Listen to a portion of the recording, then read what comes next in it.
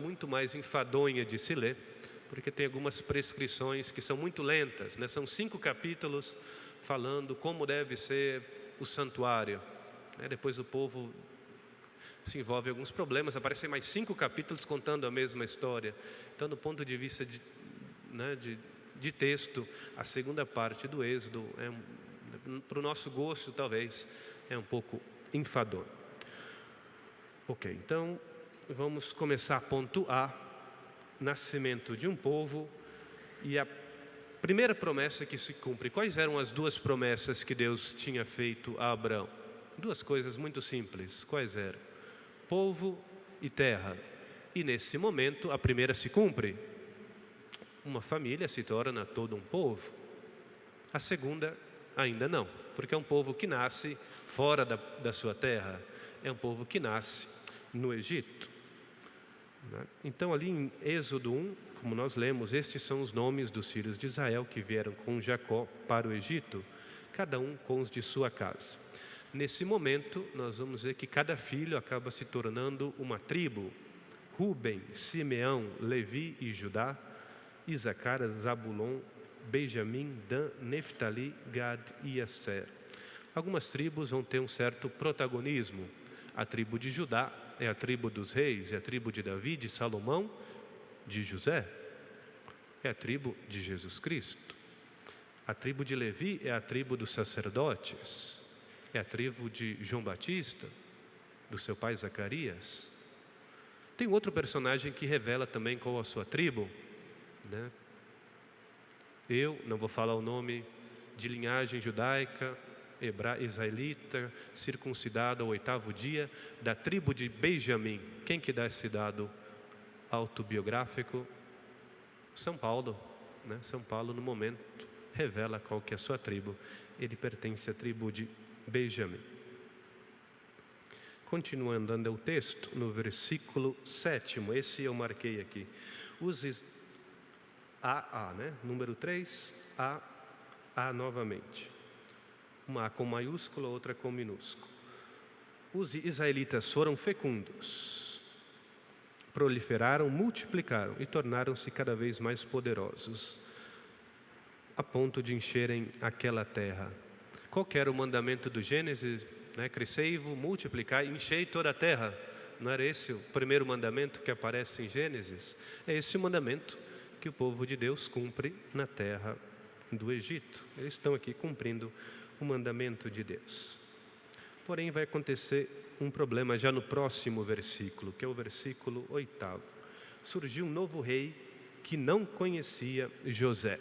Então, esse é o início da perseguição do povo de Israel.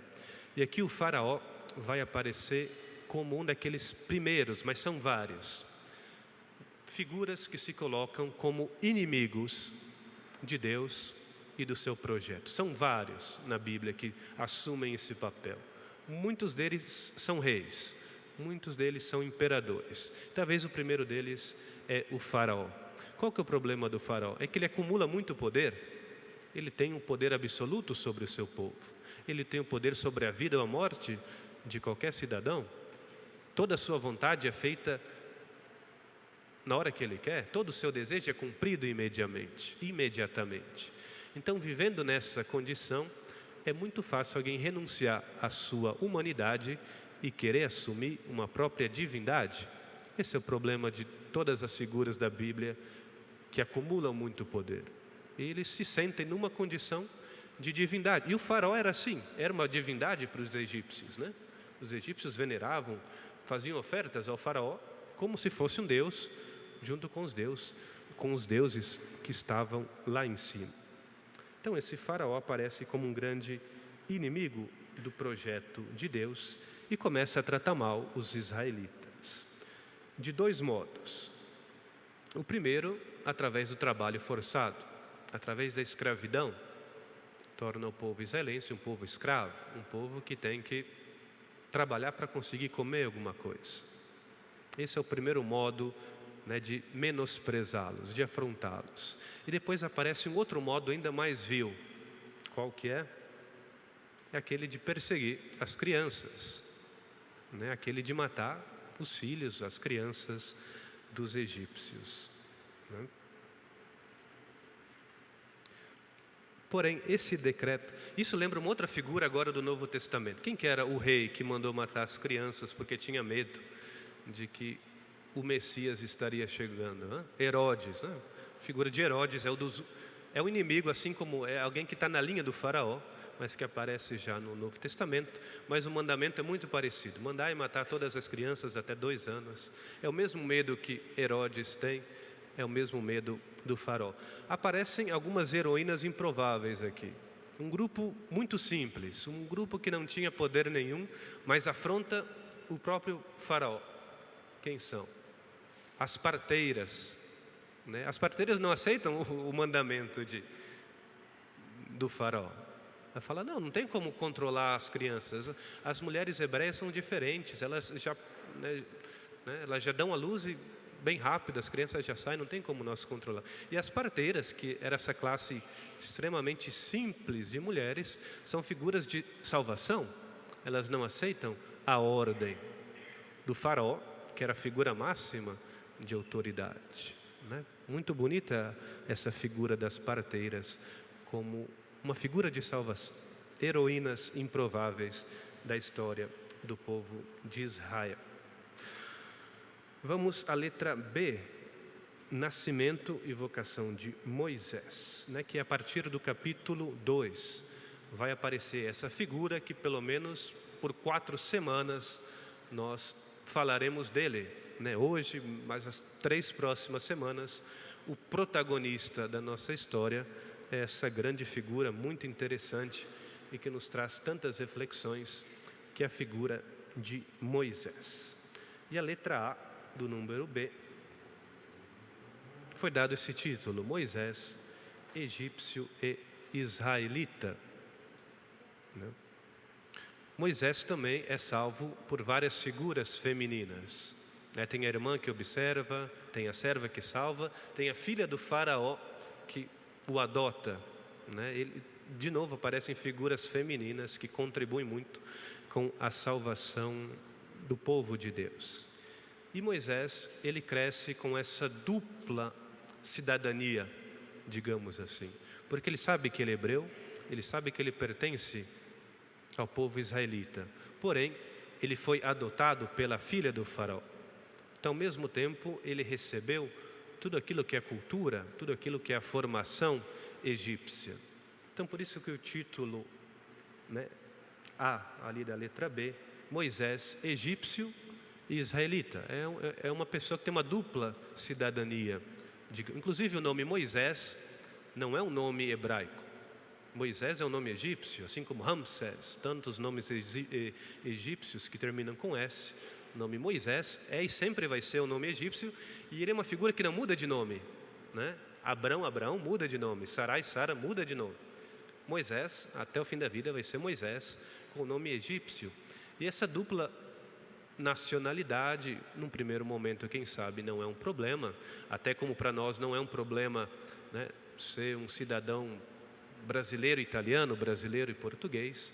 Porém, quando começa essa perseguição, aí surge um problema, porque as duas nações estão em conflito, né? Então, não tem problema você ser brasileiro e italiano, mas se você é russo e ucraniano, uma hora você tem que fazer uma decisão, vai ter que tomar uma decisão muito difícil, digamos assim, né? Isso acontece com Moisés e chega um momento de decisão.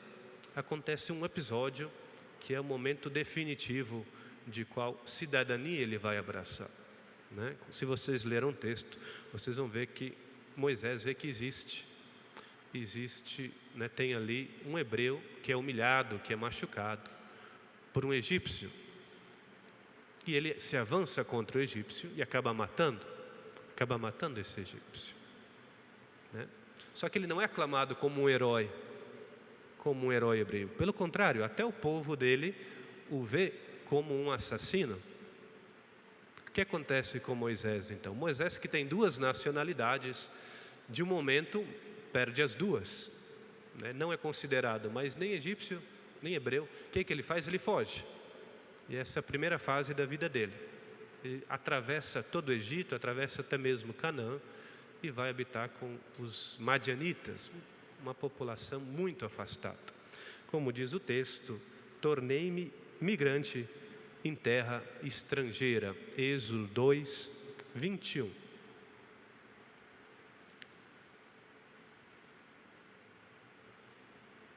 (22) 2, 21, 22. Tornei-me migrante em terra estrangeira. Até esse momento, Deus não é mencionado no livro do Êxodo. Se vocês existem vários fatos que acontecem, mas o nome de Deus não aparece em nenhum momento. É o faraó que se revolta, é Moisés que é salvo, é Moisés que agride, é Moisés que foge, é Moisés que se casa, é Moisés que tem uma vida longe de tudo, mas até esse momento Deus não é mencionado na história do Êxodo, até que aparece em Êxodo 2, 23, uma passagem que cita Deus e cita vários verbos relacionados a Deus. Passado muito tempo, morreu o rei do Egito. Os israelitas gemiam sob a escravidão.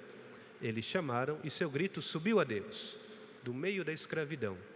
Deus ouviu seu lamento, lembrou-se da aliança com Abraão, Isaque e Jacó.